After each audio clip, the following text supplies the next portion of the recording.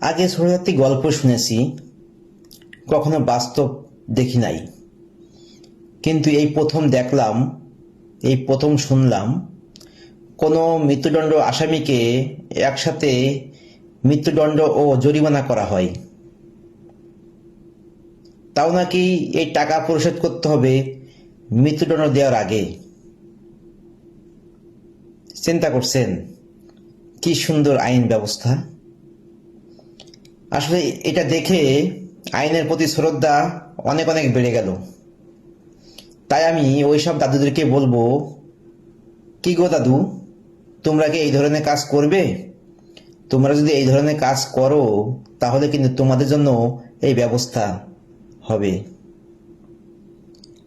তাই আমি তাদেরকে ধন্যবাদ জানাবো যারা আইন ব্যবস্থা এত সুন্দর সুষ্ঠুভাবে পরিচালনা করেছেন।